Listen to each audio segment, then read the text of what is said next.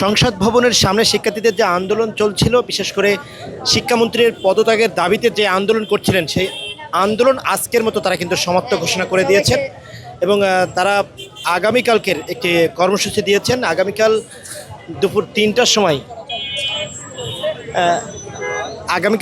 সময় তারা একটি লং মার্চের ঘোষণা দিয়েছেন।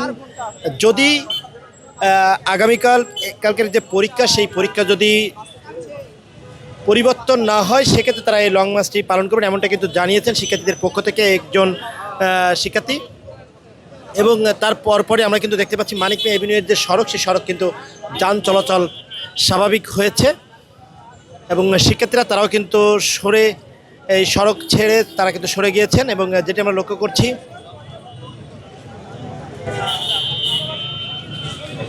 দর্শক আপনাদেরকে যদি জানিয়ে রাখি, ঠিক সন্ধ্যার কিছুক্ষণ আগে তথা বিকাল 5টার দিকে তারা কিন্তু এই সংসদ ভবনের যে মূল ফটক তথা মানিক মিয়া এভিনিউয়ের যে গেট, সেই গেটের সামনে কিন্তু তারা জড়ো হয় এবং পরবর্তীতে পুলিশের বাধা পেরিয়ে তারা কিন্তু সংসদে প্রবেশের চেষ্টা করে। তবে পরবর্তীতে পুলিশের লাঠিচার্জে তারা কিন্তু ছত্রভঙ্গ হয় এবং সন্ধ্যার সাথে সাথে তারা পুনরায় আবার এই সংসদের সামনে জড়ো হতে থাকেন এবং তারপরে জড়ো হয়ে তারা কিন্তু বিভিন্ন ধরনের স্লোগান দিয়েছিলেন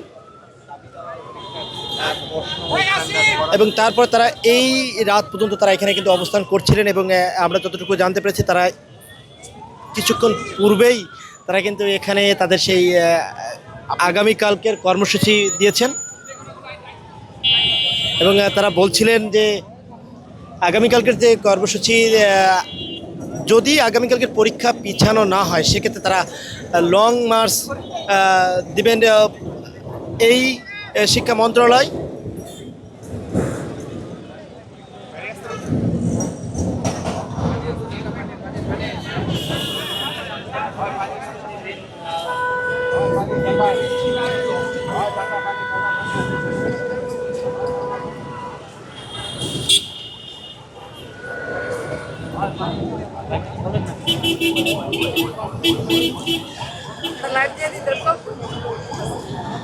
দর্শক, এই ছিল সংসদ ভবনের সামনে থেকে সর্বশেষ আপডেট এবং শিক্ষার্থীদের যে কর্মসূচি, সেটিও আপনাদেরকে জানিয়ে দিয়েছিলাম। যেটি আগামীকালকে তারা তাদের যে পরীক্ষা, সেটি যদি বাতিল করা না হয় তথা পিছানো না হয়, সেক্ষেত্রে তারা কিন্তু আগামীকাল বিকাল 3টায় তারা কিন্তু লং মার্চ টু শিক্ষা ভবন কর্মসূচি দিয়েছেন।